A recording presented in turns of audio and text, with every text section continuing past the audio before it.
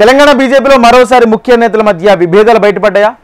హిందువులు ఓట్ బ్యాంక్గా మారాలని బండి అంటే విభజన రాజకీయాలతో అధికారంలోకి రాలేమని ఈటల అనడం వెనక ఉన్న ఆంతర్యం అదేనా?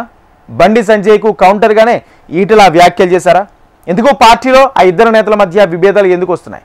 పార్టీ అధిష్టానం కానీ రాష్ట్ర నాయకత్వం కానీ వారి మధ్య సయోధ్యకు కృషి చేస్తాయా లేక వారి దారుణ వారినే వదిలేస్తాయా? Let's watch the story. ఒకే పార్టీ అయినా ఉప్పు నిప్పులా మారుతున్న బండి ఈటల. ఒకరి స్టేట్మెంట్ కు మరొకరు కౌంటర్. బండి జూబ్లీ ప్రచారంలో మొలతాడు వ్యాఖ్యల దుమారం. విభజన రాజకీయాలతో అధికారం రాదంటూ ఈటల రిప్లై. కొంతకాలంగా బండి ఈటల మధ్య వర్గపోరు.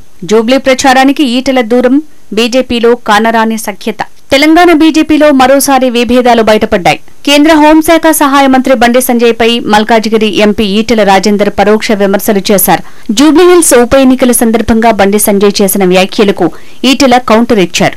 ప్రధాని మోడీ మసీద్కు చర్చకు వెళ్లారని ఈటల గుర్తు చేశారు. అలాంటిది తెలంగాణలో హిందూ ముస్లింల మధ్య విభజన రాజకీయాలతో అధికారంలోకి రాలేమని ఈటల హాట్ కామెంట్స్ చేశారు. కులం మతం ప్రాతిపదికన రాజకీయాలు నిలబడవని చురకలంటించారు. బీజేపీ అభివృద్ది అజెండాగా రాజకీయాలు చేస్తుందని వివరించారు. కేంద్రం ఇచ్చే పథకాలు, అభివృద్ది పనుల లబ్దిదారుల్లో ముస్లింలు, క్రిస్టియన్లు ఉన్నారని చెప్పుకొచ్చారు.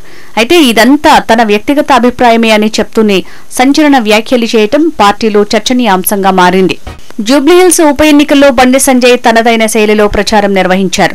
మొలతాడు ఉన్నవారికి లేనివారికి మధ్య జరుగుతున్న బైపోల్ అంటూ వ్యాఖ్యానించారు.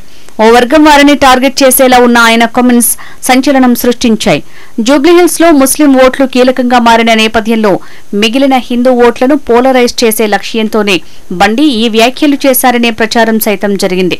అయితే ఫలితాల తర్వాత హిందువుల్లో కసి పెరిగిందని, హిందువులను ఓటు బ్యాంకుగా మార్చాల్సిందేనని వ్యాఖ్యానించారు. ఏపీ, తెలంగాణలో ఇతర మతాల్లో చేరిన హిందువులంతా ఘర్వాపసి రావాలని బండి పిలుపునిచ్చారు. ఈ వైఖరే బీజేపీ వెనుకబడేందుకు కారణంగా మారిందనేలా ఈటల పరోక్ష వ్యాఖ్యలు చేయడంతో వైరం మళ్లీ బయటపడింది. సంజయ్ కమెంట్స్ చేసిన మరుసటి రోజే రాజేందర్ ఈ తరహా వ్యాఖ్యలు చేయటం గమనార్హం. బండి సంజయ్, ఈటల రాజేందర్ నడుమ ఆది నుంచే వర్గపోరు కొనసాగుతోంది. వీరి ఆధిపత్యం రోజురోజుకు చినికి చినికి గాలివానలా మారుతోంది. కానీ కొలికి వచ్చే సూచనలు కనిపించడం లేదు. పార్టీలో ఇద్దరు కీలక నేతలుగా ఉన్నారు. పైగా ఇద్దరిది ఒకే జిల్లా. అందులోనూ బండి ఎంపీగా ఉన్న కరీంనగర్ పార్లమెంటు పరిధిలోనే ఈటల సొంత నియోజకవర్గం హుజూరాబాద్ ఉంది. రాష్ట్రంలో కమలం పగ్గాలు చేపట్టాలని అప్పట్లో తీవ్రంగా యత్నించిన ఈటలకు అధ్యక్ష పదవి రాకుండా బండి సంజయ్ అడ్డుకున్నారని ఈటల వర్గం భావిస్తోంది. దీనికి తోడు పార్టీలో జిల్లా కమిటీల విషయంలో ఇద్దరి మధ్య విభేదాలు రచ్చకెక్కాయి.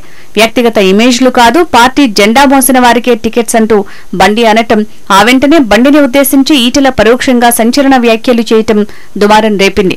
అంతకుముందు బండి సంజయ్ రాష్ట్ర అధ్యక్షుడిగా ఉన్న టైంలో అధిష్టానానికి ఈటల రాజేందర్ ఫిర్యాదుతోనే ఆయన్ని పదవి నుంచి తప్పించారనే వార్తలు సైతం వచ్చాయి. ఇలా పార్టీలో బండి, ఈటల మధ్య అస్సలు పొసగటం లేదు. బండి సంజయ్ పక్కా హిందూత్వ అజెండాతో ముందుకు సాగితే ఈటల సెక్యులర్ జపం చేయటం కూడా వీరి మధ్య దుమారానికి కారణమవుతూ వస్తోంది.